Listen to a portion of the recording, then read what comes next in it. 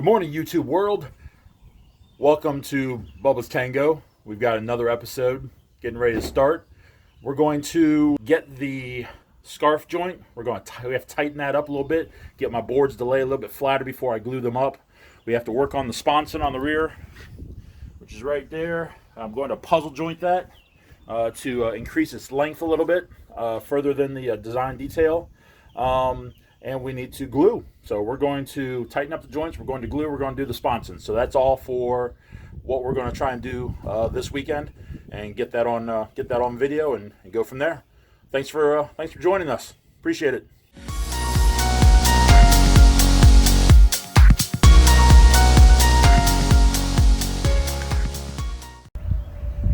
I really wanted to start this video by working on my puzzle joint on the sponson.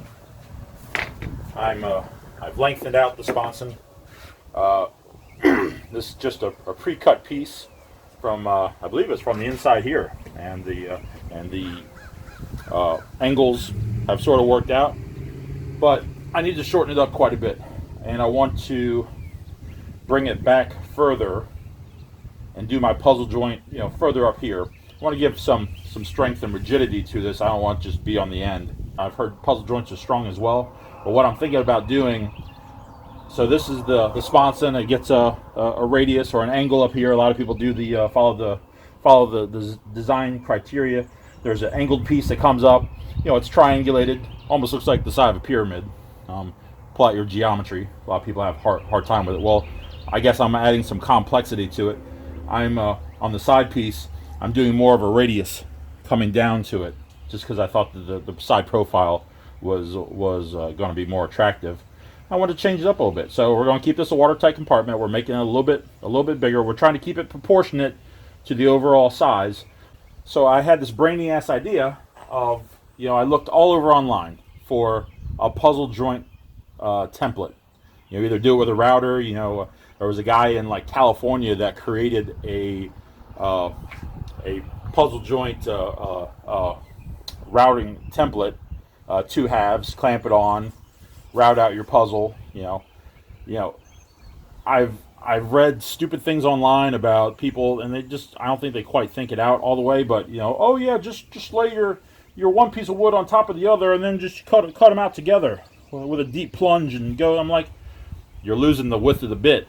Your template on the one side will be considerably smaller than the other side. It doesn't work that way.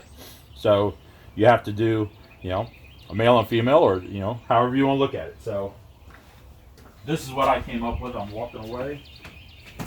I was in my house, and I was like, you know what? I've got a puzzle joint template, and everybody does too. And I think that we can all use the same thing. Look at this. Anybody know what that is? Rubber flooring. People use it in their garages, in their laundry rooms, in front of their workbenches to work on, save your back, so they say. That's a perfect puzzle joint. Right here in my house. Didn't even have to buy it. So I'm going to puzzle joint that. So on top of that, we have this piece. And we're going to do a puzzle joint through here, both sides. I got my puzzle joint template that I showed in the opening spread. So a lot of people have these. You don't need to go out and buy them. I saw this. I thought it was really, really ingenious of myself. Yes, pat yourself on the back there, bub. Not too bad.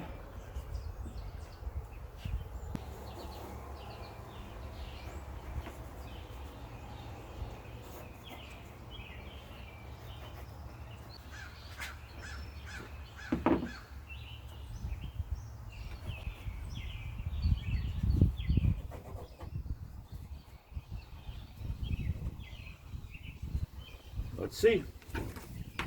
Look at that. Check that out. Jigsaw. Can I turn the radius? Or drill bit. Drill out the corners.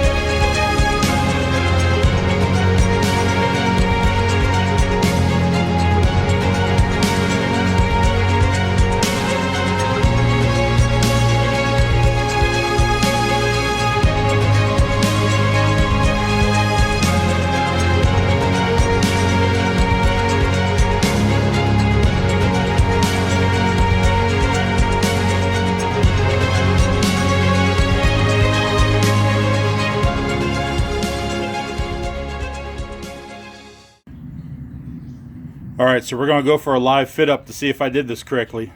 No BS, no games, no pull it out, no fit it 25 times, and then record it like it's the first time. I just got done putting the rasp on it. See if I can get it right. Make sure I'm in frame. Yes, I am. And let's see. Oh.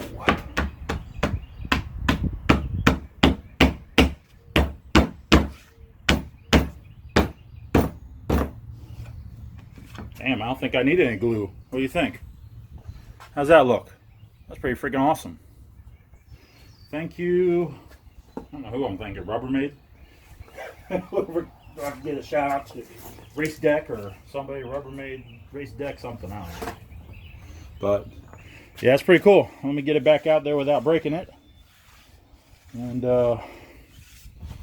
yep, that it's pretty freaking awesome, if I do say so my damn self.